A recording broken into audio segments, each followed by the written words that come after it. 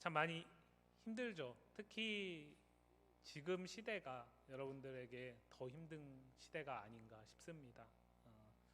가장 많이 회자되지만 그러나 실제적으로 바뀌는 건 가장 없는 시대.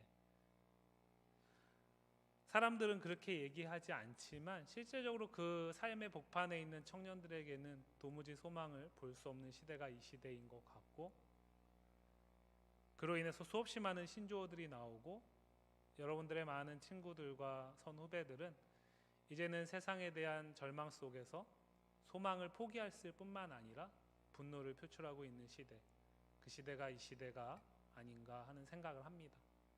조금 더 먼저 그 시대를 겪어온 사람으로서 미안한 마음도 있고, 그럼에도 불구하고 그리스도인 청년들이기 때문에 여전히 소망이 있다라는 사실을 오늘 말씀을 통해 함께 나누며, 또 그 가운데서 그러한 삶 속에서 과연 우리는 어떻게 살아야 할 것인가에 대한 고민을 이어갈 수 있으면 좋겠습니다. 이런 질문을 드려볼게요. 너무나 유치한 질문이고 그 당연한 거 아닌가 생각하실 수 있는데, 여러분 예수님을 믿으십니까? 초등부도 아닌데 뭐 이런 걸 물어보나 그런 생각을 하실 수 있는데, 그럼 이렇게 바꿔보겠습니다. 예수님을 믿는 것이 여러분의 삶 속에 어떤 유익이 있습니까? 하나님은 왜 여러분들에게 예수님을 믿게 하셨을까요? 이렇게 나가면 처음에 유치한 질문이 그렇게 유치하지 않은 질문이다라는 생각이 드실 겁니다. 세상에는 많은 종교가 있습니다. 많은 종교가 있고 그 종교들은 저마다의 사람의 필요에 따라서 선택되어지죠. 그렇기 때문에 그 종교들은 그 선택한 사람의 위로가 되거나 아니면 그 선택한 사람의 유익이 있을 때의 존재의 의미가 있습니다. 만약에 우리가 예수를 믿는 것이 그저 단순하게 나에게 위로가 되거나 아니면은 나에게 어떤 삶의 유익이 있는 것에서 그친다면, 우리가 믿는 예수님은 우리가 이방 종교라고 얘기하는 그 이방 종교의 신으로 추앙받는 존재와 다를 바가 없겠죠. 성경은 우리에게 우리가 예수님을 믿는 이유, 하나님이 우리에게 예수님을 보내주시고 구원의 은혜를 베푸신 이유, 우리가 흔히 얘기하는 예수 믿고 천국 가기 위해서 예수를 믿는데 그럼에도 불구하고 여전히 이 땅에서 살게 하시는 이유, 그것이 있다라고 얘기를 하고 있습니다. 예수님은 이렇게 말씀하셨죠. 예수님을 믿는 제자들에게 너희가 나를 믿는다면 내 제자가 되라고 얘기를 하셨어요. 그러면서 뭐라고 얘기했냐면 자기를 부인하고 자기 십자가를 지고 나를 좇으라라고 얘기를 하셨습니다. 분명히 예수님께서 단지 이 땅에서의 절망을 피하고 고난을 피하고 힘든 일들을 겪지 않게 하는 것이 자신을 내어주신 목적이었다면, 우리가 예수를 믿음에도 불구하고 고뇌할 수밖에 없고 고통할 수밖에 없는 오늘을 살아가는 이 현실 가운데 두지 않으시겠죠. 이꼴 저꼴 안 보고 하나님의 나라에 들어가는 것이 하나님께도 기쁨이실 것입니다. 그런데 여전히 우리는 살고 있다라는 거죠. 그것도 보이지 않는 하나님과 보이는 하나님과 같은 존재들이 대립하고 있는 세상 속에 살고 있다라는 거예요. 이것은 예수님만 그렇게 이야기하지 않습니다. 그 표현을 구약 성경에서는 오늘 본문에 나오는 거룩이라는 표현에 담고 있어요. 거룩은 이런 것이죠. 구별되는 것입니다. 세상 속에서 그리스도인으로서 구별되는 것이죠. 구별되어서 우리는 오늘 예배에 나와 있는 거죠. 여러분들의 친구나 동료나 선배 후배들은 지금 이 시간 가운데 자기의 조금 더 나은 미래를 위해서 무엇인가에 투자하거나 아니면은 이도저도 해도 소용이 없으니까 오늘을 그냥 최선을 다해서 재밌게 사는 것에 마음을 쏟고 있지만, 그러나 우리는 그 가운데서 구별되어 오늘 예배하는 것입니다. 그렇다면 우리가 예배하는 이유가 무엇이어야 될까요? 생각해 봐야 된다라는 거죠.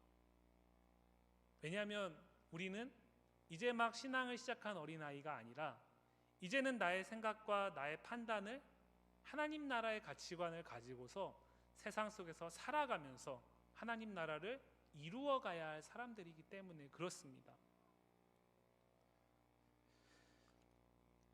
오늘 본문 말씀에 보시면 2절 말씀에 보면 너는 이스라엘 자손의 온 회중에게 말하여 이르라 너희는 거룩하라 이는 나 여호와 너희 하나님이 거룩함이니라 라고 말하고 계시죠.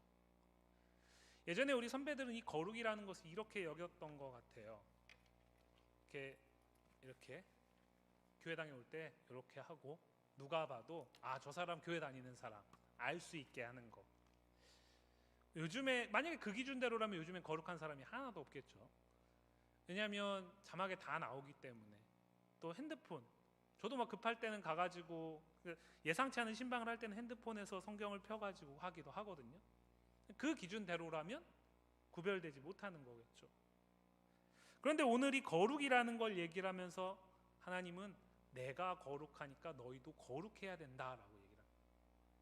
이것은 마치 무엇과 같냐면 너희가 내 제자라면 너희는 자기를 부인하고 자기 십자가를 지고 나를 좇음으로써 너의 스승이 예수라는 것을 알게 하라는 것과 똑같은 표현입니다. 그러니까 구약과 신약은 동일한 얘기를 하고 있는 거예요. 단지 구약은 역사 속에서, 그리고 신약은 그 역사를 성취하신 그리스도 안에서, 그리고 그리스도 이후에 그 그리스도를 믿는 증인들의 삶 속에서 예수를 믿는다는 것이 무엇일까? 예수를 믿는다는 것은 무엇을 요구하는 것인가? 이 부분에 대해서 변주하고 있는 것이죠. 우리가 생각하는 거룩은 이런 것이죠. 예배하지 않는 곳에서 예배하고, 다른 사람들은 예배하지 않지만 그 가운데서 우리는 예배함으로써 구별되는 것. 그리고 모든 사람들이 고통하고 힘든 시대 속에서도 우리는 하나님을 신뢰하면서 그 가운데서 무릎 꿇고 기도하는 것. 분명히 세상에서는 할 수 없는 모습입니다. 틀리다고 할 수 없습니다. 아주 중요한 모습이고 귀한 모습이죠. 그러나 오늘 성경을 잘 보시면 성경은 그 거룩을 얘기한 다음에 3절부터 그 이하의 말씀에서, 우리는 10절까지만 읽었지만 그 이하의 말씀에서 의도적으로 10계명의 순서를 뒤집고 그 다음에 지극히 평범한 삶 속에서 너희는 이렇게 해야 된다라는 얘기들을 이어가고 있어요. 이 얘기는 무슨 얘기냐면 성경에서 말하는 거룩이 교회, 예수를 믿는 사람들의 모임, 그 안에 국한되지 않고 있다라는 거죠. 만약에 10계명의 순서를 따른다면 첫 번째는 하나님만을 섬기라는 거잖아요. 나 외에 다른 신을 있게 하지 말라는 거죠. 그런데 오늘 3절 말씀을 보시면 뭘 먼저 얘기합니까? 부모를 경외하는 걸 먼저 얘기해요. 10계명의 5번째 계명이죠. 그 다음에 뭘 얘기합니까? 4번째 계명인 안식일을 지키라를 얘기를 합니다. 그리고 나서 4절 이하에서 헛된 것들에게로 향하지 말고 신상을 부업을 만들지 말라는 3계명, 2계명, 1계명을 통틀어 가지고 나 여호와 하나님만 섬기라는 얘기를 하고 있어요. 지금까지 우리는 이렇게 들어왔잖아요. 하나님을 먼저 예배하고 그 은혜를 붙들고 나아가서 삶의 예배로 나아가는 것이잖아요. 근데 그 순서대로라면 오늘 이것은 일부러 역전되어 있습니다. 왜 그럴까요? 이어지는 5절부터 8절까지의 말씀을 보면 뜬금없이 화목제물에 대한 얘기를 하고 있어요. 화목제물을 이렇게 먹어야 된다. 첫째 날, 둘째 날, 셋째 날까지도 그거를 먹고 있다면 그건 가증한 것이고 하나님이 받지 않으시고 그건 이스라엘 공동체에서 끊어지는 것이다. 이 얘기를 한 다음에 9절 이하에서 너희가 너희의 밭에서 곡식을 거둘 때 너희는 이렇게 해야 된다. 포도원 지기가 포도를 딸 때 너희는 이렇게 해야 된다. 그리고 그 이하 속에서 이웃을 억압하지 말아야 된다. 재판할 때 불의를 행하지 말아야 된다. 쭉쭉쭉 이어지고 있죠. 그 아래 것은 지극히 삶적인 부분을 얘기를 하고 있습니다. 결론부터 말씀드리면 성경에서 말하는 내가 거룩하니 너희도 거룩해야 된다라는 것은 단순하게 종교적인 생활 안에서 그것 안에서 만족하라는 얘기가 아닙니다. 그것으로 구별되는 것이 전부라는 얘기가 아니죠. 그것이 아니라 너희가 똑같은 세상에 살아가면서 그 삶의 자리에서 내 말씀을 따라 지킴으로써 구별되어져야 된다라는 얘기를 하는 거예요. 그런 관점에서 봤을 때 5절 이하의 화목제물 얘기는 이런 얘기입니다. 레위기는요, 거룩에 대한 얘기를 하는 성경책이에요. 구약 성경에서 레위기하고 이사야서가 거룩에 대한 얘기를 가장 집중적으로 합니다. 근데 레위기 안에 있는 거룩에 대한 이야기를 처음에 번제부터 해가지고 5대 제사를 이야기하고 그 제사를 드리는 제사장에 대한 얘기를 하고 그 다음에 이것은 부정하다 이것은 정하다라는 부정규례에 대한 얘기를 하고 16장에서 대속죄일 모든 사람의 죄가 사해지는 민족의 죄가 사해지는 것을 얘기를 해요. 그러고 난 다음에 17장에서 27장까지는 생활 속에 대한 얘기를 하는 겁니다. 예배에 대한 얘기만 쭉 하면서 내가 거룩하니 너희도 거룩해야 된다라고 얘기를 한다면 우리는 잘하고 있는 거예요. 지금 충분히 잘하고 있습니다. 우리도 똑같이 바쁘고 우리도 똑같이 힘들고 똑같이 스펙이 필요한 시대를 살아가지만 그 가운데서 우리의 우선순위가 예배에 있는 거죠. 잘하고 있는 거예요. 그런데 문제는 뭐냐? 그것이 끝이 아니라 그 이후에 속죄의 은혜를 받은 이후에 17장부터 27장까지가 삶에 대한 얘기를 하고 있고 그 삶에 대한 많은 부분은 사실은 하나님이 예수를 믿는 그리스도인이 그 사회 속에서 어떤 역할을 해야 되는지를 얘기를 하고 있는 거예요. 화목제물은 이런 겁니다. 번제, 소제, 화목제, 속죄제, 속건제라는 5대 제사 가운데 화목제는 어떤 특징이 있냐면 이것은 내가 제사를 드리는 것에서 끝나지 않고 그 제물을 공동체와 함께 나누는 축제와 연관이 되어 있어요. 왜 3일째는 먹지 말라고 할까요? 화목제물은요, 자기가 드린 제물을 하나님이 가장 조금 취하시는 제사예요. 그러니까 하나님의 대리자인 제사장에게 제일 조금 돌아가는 제사예요. 그럼 나한테 제사자에게 돌아오는 게 가장 많은 제사입니다.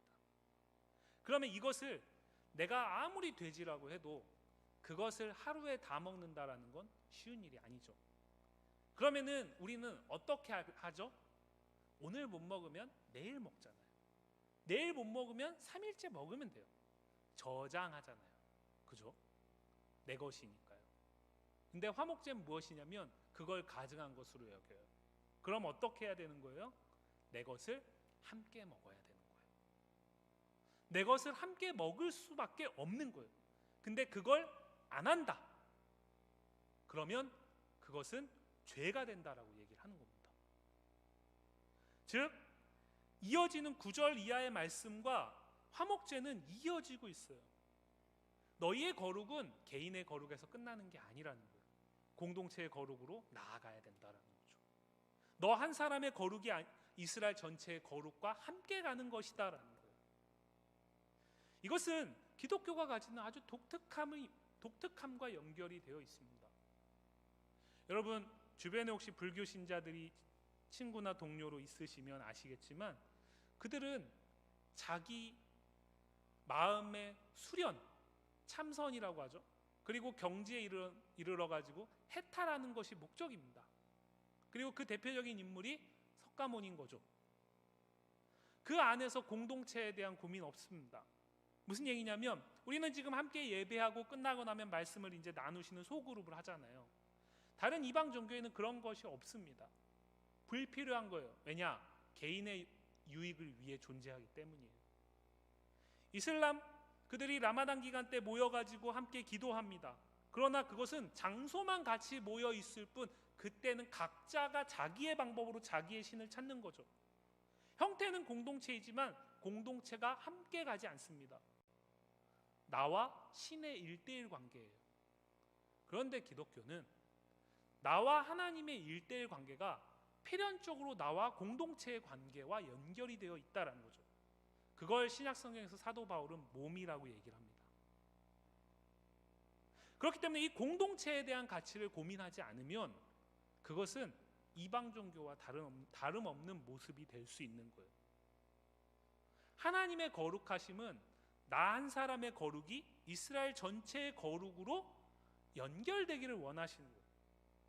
나에게 임한 하나님의 나라가 확장된 하나님의 나라로 나아가기를 원하시는 겁니다. 내가 누리고 있는 하나님의 나라가 그것을 알지 못하는 다른 이들에게 나누어지기를 원하시는 거죠. 그러면 그것을 무엇으로 할 수 있냐라는 거예요. 무엇으로?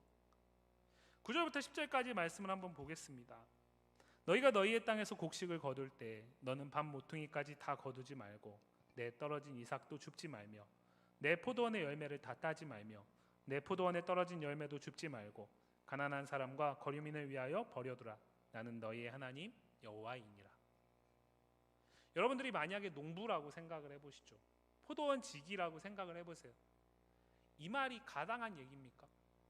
농부는 농사를 왜 지을까요? 포도원 지기는 포도원에 포도나무를 왜 심을까요? 많은 수확을 거두기 위해서잖아요. 그런데 뭐라고 얘기하는 거예요? 그것을 거두다가 혹여라도 미처 거두지 못하고 남은 것이 있다면, 아니면은 거두어서 들고 오다가 떨어진 것이 있다면 그것까지 챙기지 말라는 거예요. 이건 무슨 얘기입니까? 네가 얻을 것이 줄어드는 거죠.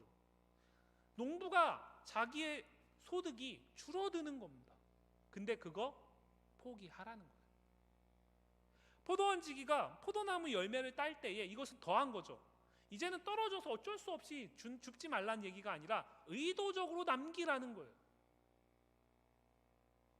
내가 수고하고 내가 노력해서 내가 취하는 것을 일부러 다른 사람을 위해 남겨두라는 거예요. 우리가 살아가는 세상에서는 말도 안 되는 얘기입니다. 그래서 마치 이런 일을 행하는 사람이 있다면 그 사람을 우리는 착한 사람, 아주 윤리적인 사람, 법 없어도 살 수 있는 사람, 세상에 꼭 필요한 사람, 이렇게 얘기를 할 정도로 흔하지 않죠. 자, 그런데 이 말씀은 조금 더 근본적인 얘기를 하는 겁니다. 자, 왜 농부는 모든 것을 다 취하기를 기뻐할까요? 왜 포도원 지기는 남기지 못할까요? 내 것이기 때문에 그래요. 우리가 아까 함께 봉헌하면서 찬양했던 그 찬양처럼 우리의 삶의 주인이 주님이시죠. 재물도 다 주님의 것입니다. 그것을 인정하기 때문에 우리가 예물을 드리는 거잖아요. 현대 교회가 헌금이라는 방식으로 취하고 있는 걸 고대 사회 속에서 하나님은 이스라엘 백성들에게 이것으로 명하는 겁니다. 자, 그런데 생각을 해보세요. 지금 이들이 이 말씀을 받는 장소는 시내산 아래에서 머물고 있을 때예요. 광야 생활할 때입니다. 즉 정착지가 아니라 이들의 목적지는 가나안에 있고 지금 이들은 가는 과정 속에 있어요. 그럼 이들에게 그 광야에서 농사 져가지고 남기란 얘기는 아니겠죠. 포도나무 심어가지고 열매를 남기란 얘기는 아닐 겁니다. 그럼 이 얘기는 무슨 얘기일까요? 내가 너희에게 약속한 그 땅에 들어가서 그 약속대로 내가 너희에게 그 땅을 취하게 할 때에 그곳에서 이미 살고 있는 원주민들의 삶의 방식이 아닌 하나님의 백성으로 하나님 나라의 방식으로 구별되어야 된다라는 얘기를 하는 겁니다. 원주민들은 어떻게 산다라는 거예요? 자기가 수고하고 노력한 거 다 자기가 취해요. 그리고 혹여라도 그 가운데서 가난하고 빈핍하고 연약한 자들이 있다면 그것 불쌍히 여기지 않습니다. 왜요? 네가 수고하지 않고 네가 노력하지 않았기 때문인 거죠.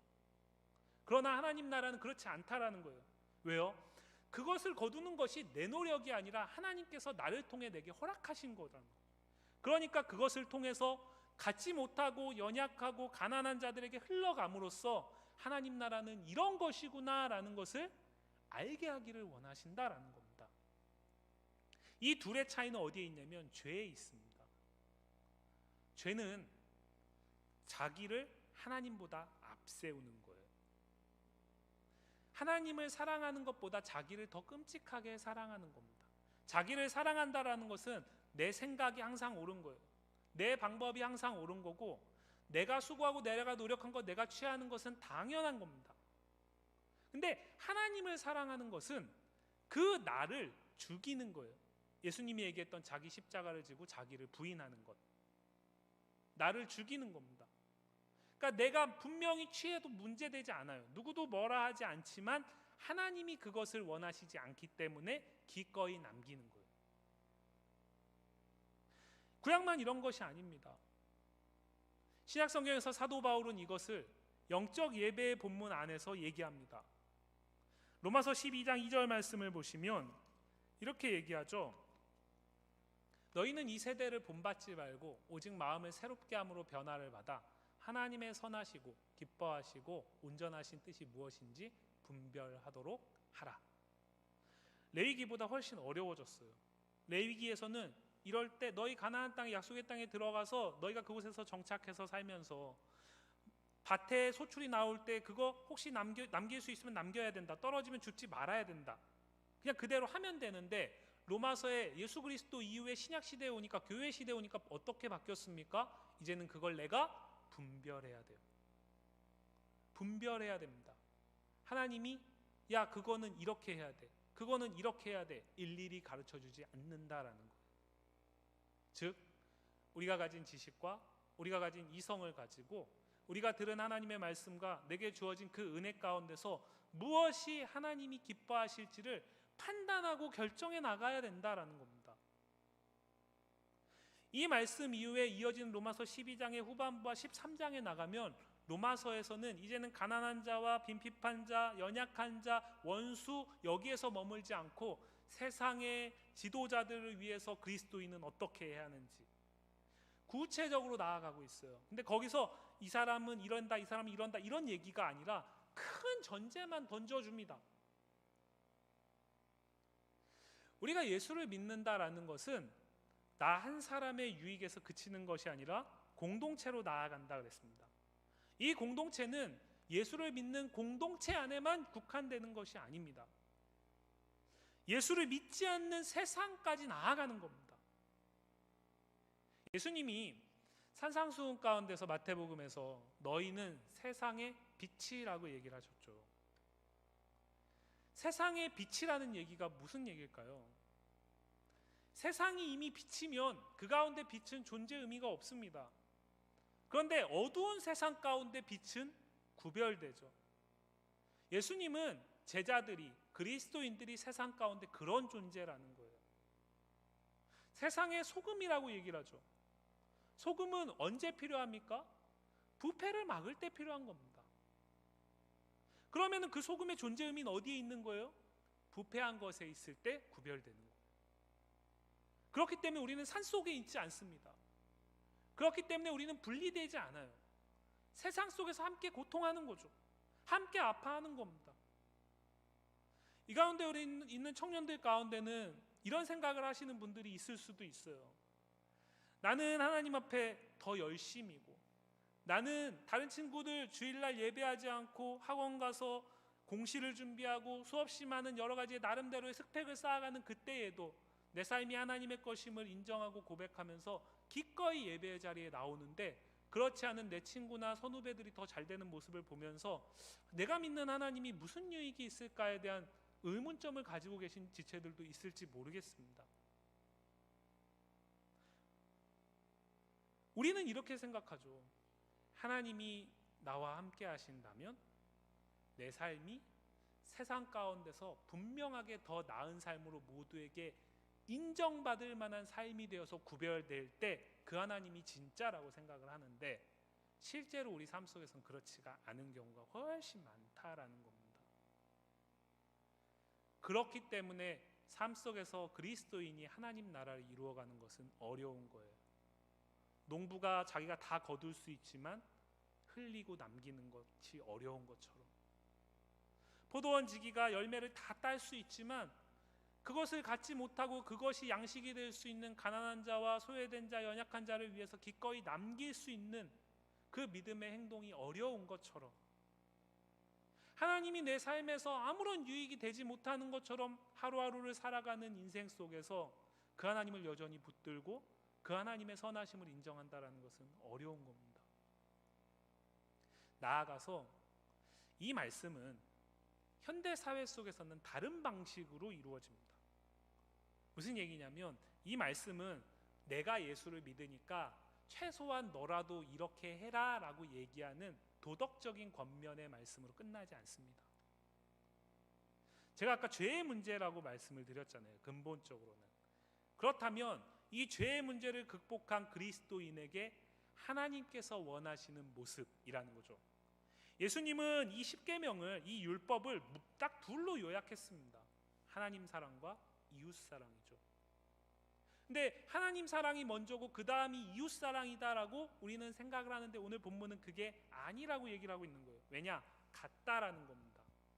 하나님을 사랑하는 예배자라면 이웃 사랑의 삶이 있어야 된다라는 거죠. 그런데 그렇다면 우리가 오늘부터 세상에서 가난하고 소외되고 연약한 자, 불의 가운데 아파하고 고통하는 자, 그들을 언제나 대변하고 그들과 함께하고 내 것을 나눠주고 이렇게 살면 충분할까요? 그렇지 않습니다. 고대 사회 속에서는 그것으로 충분할 수 있어요. 그러나 현대 사회 속에서는 그것으로 충분하지 않습니다. 그렇기 때문에 하나님은 세상에 제도라는 걸 두셨고 그 제도 안에서 사람을 세우시고 대리자로, 그리고 그 대리자를 통해서 자신의 가치관이 구현되기를 원하시는 거죠.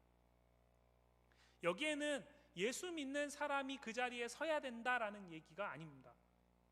구약 성경에 보면 이사야 45장에 보면 바벨론 포로 생활 가운데서 절망하고 있는 절망할 수밖에 없는 유다 백성들이 예언을 들은 이후에 하나님이 그들을 위로하는 가운데서 내가 기름 부어 한 종을 세울 건데 그 기름 부어 세울 종의 이름이 고레스라고 나와요. 근데 이 고레스는 여러분들이 학교에서 배웠던 페르시아라는 이방 나라의 왕입니다. 근데 하나님 뭐라고 얘기하고 있죠? 내가 기름 부어 세울 왕이라는 거예요. 그렇다면 우리는 넓히는 겁니다. 예수를 믿고 교회를 다니는 사람들이 어떤 자리에 있고 그 자리에서 어떤 역할을 감당할 때 그것만이 답이 아니라는 거죠. 왜요? 하나님은 우리보다 크시거든요. 하나님은 세상을 주관하고 계시거든요. 하나님은 섭리하시는 분이시거든요. 우리가 생각하지 못하는 것들까지도. 이 사실을 인정한다면 우리는 교회라는 공동체에서만 마음을 두고 머무는 것이 아니라 정작 우리가 빛과 소금이 되어야 되고 그리스도인의 가치관을 가지고 하나님의 나라를 이루고 나누어 가야 될 세상에 관심을 거둘 수가 없는 겁니다. 그래서 어쩌면 하나님은 여러분들의 또래들과 똑같은 청년들이 겪는 이 현실의 아픔을 겪게 하시는 것일지도 모릅니다.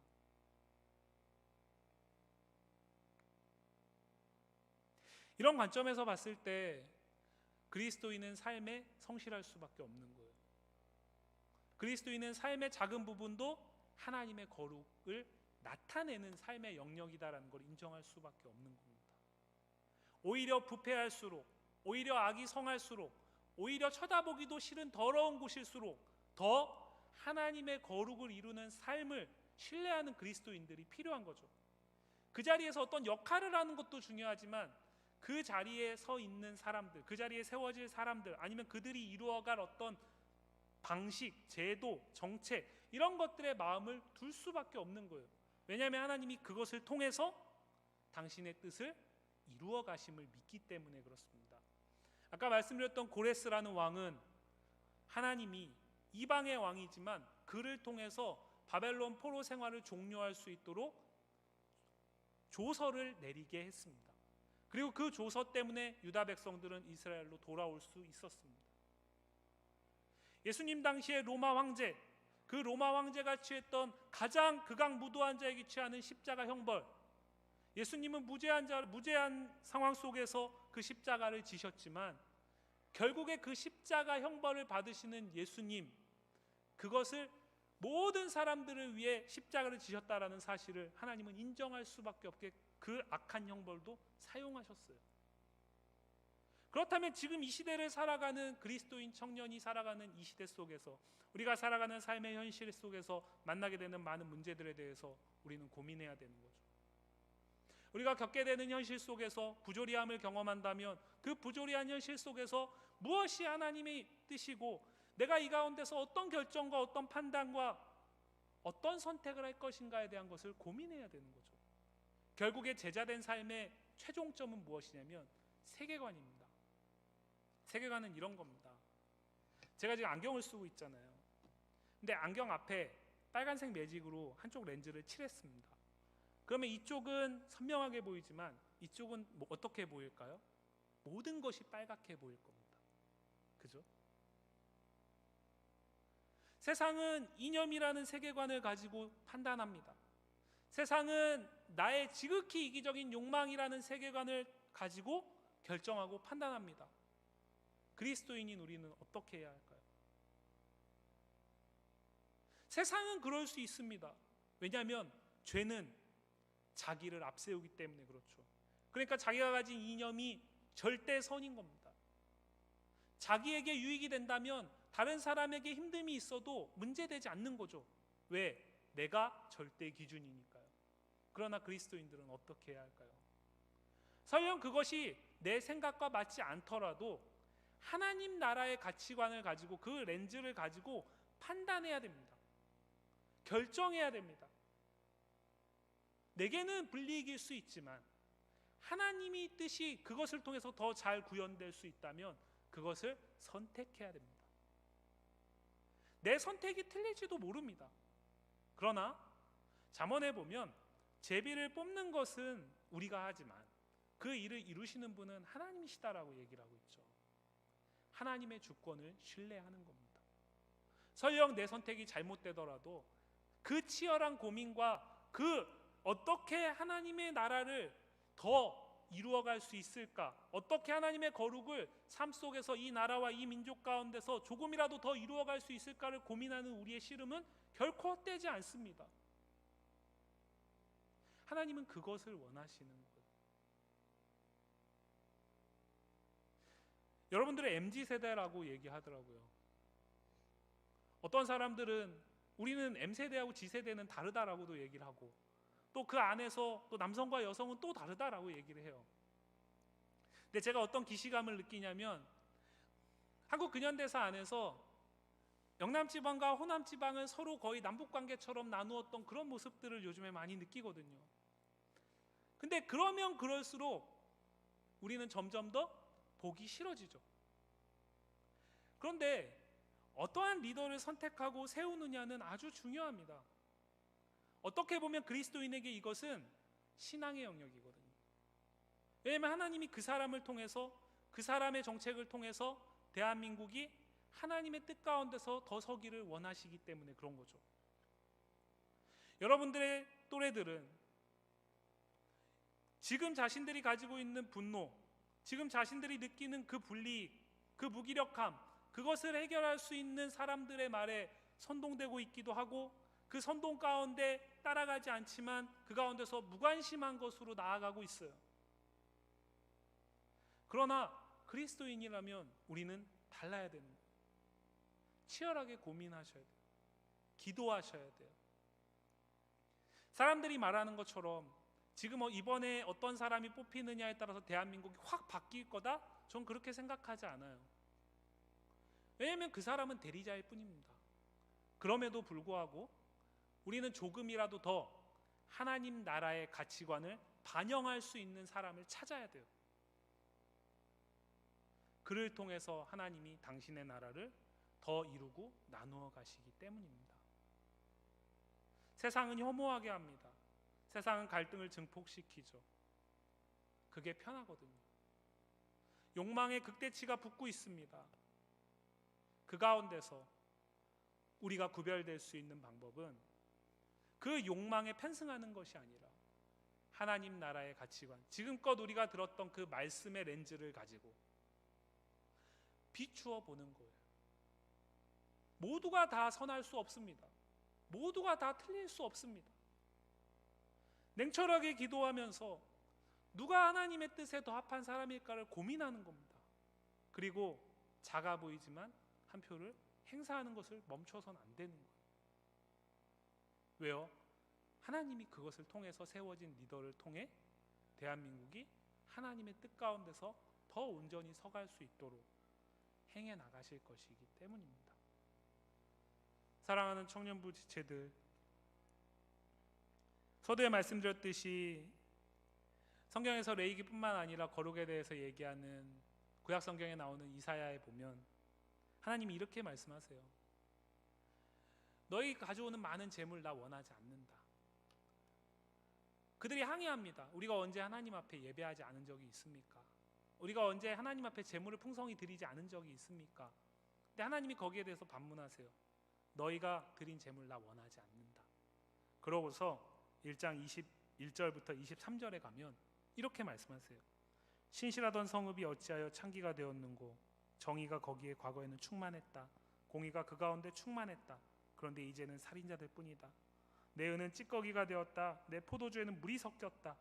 내 고관들은 폐역하고 도둑과 짝하고 뇌물을 사랑하고 예물을 구하고 고아를 위하여 신원하지 아니하고 과부의 송사를 수리하지 않는다. 무슨 얘기입니까? 예배의 자리에 서는 사람들은 여전히 그 자리에 서 있습니다. 그들은 하나님 앞에 자신들이 예배한다라고 고백하죠. 그리고 그것이 충분히 구별된 것이다라고 인정합니다. 그렇게 생각하죠. 그러나 하나님 뭐라고 말씀하시는 거예요? 그게 아니라는 거예요. 지금 가난하고 고통당하는 자들의 저 고통의 소리가 들리지 않냐? 왜 그 가운데 너희는 아닌 것처럼 살고 있냐라는 거예요. 여러분들의 문제를 누가 해결해 줄 수 없습니다. 그렇기 때문에 더 치열하게 고민하셔야 돼요. 하나님이 세워진 자를 통해서 해결해 나가시고 길을 보여주실 것이기 때문입니다. 그러나 우리는 구세주를 뽑는 게 아니에요. 그 사람이 내 모든 걸 다 바꿔줄 수 있을 거다? 그렇지 않습니다. 그 사람은 지극히 작은 부분에 쓰임을 받을 거예요. 그래서 너무 올인하셔도 안 되고 너무 저버리셔도 안 돼요. 정치라는 영역, 민주주의의 꽃이라는 그 선거라는 영역, 그것은 하나님의 거룩과 동떨어진 영역이 아닙니다. 그래서 우리는 좋은 지도자가 세워지길 기도해야 하고 좋은 지도자를 세울 수 있도록 이성적으로 고민하고 연구하고 결정하는 것을 멈춰선 안 되는 겁니다. 로마서 13장에 보면 그래서 사도 바울은 그들을 위해서, 통치자들을 위해서 기도하라고 얘기하고 있어요. 바라기는 우리 청년들이 여러분들의 더 나은 삶을 하나님께서 분명하게 이끄실 것을 신뢰하기를 바랍니다. 그리고 그 믿음 안에서 하나님 나라의 세계관을 가지고 결정하고 판단하고 그 하나님을 의지하는 것을 멈추지 않길 원합니다. 그를 위해 우리는 오늘 예배하는 거예요. 하나님의 거룩은 예배에서 끝나지 않습니다. 이 예배가 삶에 나아가서 그 예배의 은혜의 렌즈를 가지고서 삶에 연약하고 하나님의 마음이 향하는 많은 자들에게, 사회의 많은 부조리한 부분에, 정말 하나님의 거룩이 아니면 회복될 수 없는 그 부분에 우리의 마음이 향할 때에, 그때에 하나님은 그 안에서 일을 행하실 거예요. 마지막으로 이 얘기만 하고 마무리하겠습니다. 남아공에 극심한 인종차별이 있었어요. 그 극심한 인종차별 가운데서 다수인 흑인이 백인들에게 당연하게 차별을 받아가는 그 현실 속에서 데스몬드 투투라는 주교가 그 현실을 당연하게 넘기지 않았습니다. 그 사람은 가만히 있으면 자기의 자리를 충분히 유지할 수 있었습니다. 자신은 그로 인해 극심한 차별을 받지 않았거든요. 그런데 그 사람은 그것이 하나님 나라의 렌즈에 비추어 봤을 때 옳지 않다라고 생각했어요. 그래서 하나님 앞에 기도합니다. 그리고 행동합니다. 그리고 결국 어떻게 됐습니까? 남아공은 인종차별을 정책적으로 멈췄습니다. 마틴 루터 킹이라는 목사 아시죠? 미국이 법으로는 차별이 없었다고 했지만 여전히 차별이 상존하는 그 상황 속에서 그는 침묵하지 않았습니다. 하나님 앞에 치열하게 기도했죠.